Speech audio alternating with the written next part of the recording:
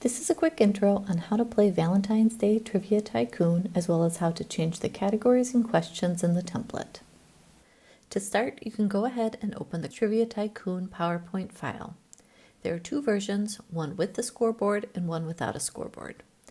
Each version has 3 sound options: normal, low, and no sound. In order for the scoreboard to work correctly, you will have to enable macros. There is a file included in your order with tips on how to enable macros on your PC. If you are unable to use macros, you can use the version without a scoreboard and just keep track of the score manually. Once you have the file open, you can start the slideshow from the beginning. I've included an optional black slide that you can use to have the game up but not visible until you click on the slide. You can delete the slide if you would rather have the game start immediately. There is a quick intro, and once you're at the main screen, click Play Game. The first slide lets you enter the player or team names. Simply type the names in for 2, 3, or 4 players and then click Play. The game starts with instructions on how to play. You will pick a category and question value and will then be given a clue with 10 seconds to answer it. Remember, the questions get tougher as the value goes up. If you answer correctly, you'll get the value of that question added to your score. If you answer wrong, the value will be subtracted from your score. The instructions also share an example to give players an idea of how the game is played. Once you've gone over the instructions, click Let's Play to begin. The first player will choose a category and question value. The clue will automatically appear and then the timer will start immediately after. They have 10 seconds to call out their answer in the form of a question. Once the time runs out, you as the host will click on correct if they got it or wrong if they didn't. If they guess the right answer, the question value will be added to their score and it will automatically bring you to the main board and they can choose another question. If they answer wrong, the question value will be subtracted from their score and it's the next player's turn. You do also have the option to click Show Answer to stop the timer early. The board includes one Be Mine Bonanza. The player that finds it will have the chance to choose how much money they'll gain or lose depending on their answer. They can bet any amount as long as it doesn't exceed their current score. So for example, if their score is 1,000, they can bet anywhere between 100 and 1,000. To enter the bet, use the 100 and 1,000 buttons to go up or down. Once you've entered the bet, click Place Bet and Play to show the question and start the timer. Once the time runs out, click on correct if they got it or wrong if they didn't, and the amount they bet will be added or subtracted from their score.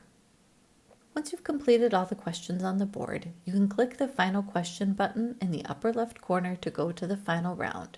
This is similar to the Be Mine Bonanza, except that all players get to place a bet. Again, they can bet any amount as long as it doesn't exceed their score. You can enter the bet for each player using the 100 and 1,000 buttons to go up or down, and then click Place Bet and Play to show the question and start the timer. For this question, players should write down their answer on paper or their phone rather than calling out the answer. Once the time runs out, check each player's answer and click on correct if they got it or wrong if they didn't, and the amount they bet will be added or subtracted from their score. Once you've checked all the players' answers, click Final Scores to see who is crowned the Trivia Tycoon. There are a couple other buttons to be aware of. The Home button will bring you back to the main board slide. The Reset button will reset all the scores to 0 and wipe out the main board. If you need to manually change one of the team's scores, you can use the arrows to go up or down. You can play the game as provided, or if you want to personalize or refresh the game, it's very easy to change the categories, questions, and answers. Unless you're starting from the original presentation, I always recommend you reset the score to 0 before editing by going into any game slide and clicking the Reset Scores button. If you don't reset the scores, you may get an error. To change the categories, go to the main board slide and enter your new categories in the text boxes. You can then go to each value and update the question and answer.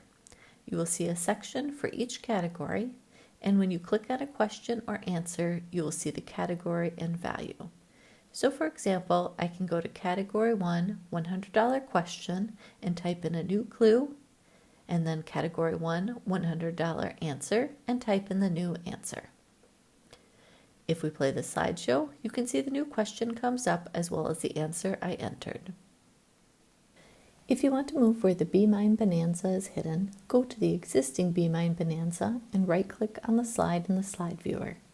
Click on the layout and then choose Intro 100, 200, 300, 400, or 500, depending on where the Be Mine Bonanza was hidden.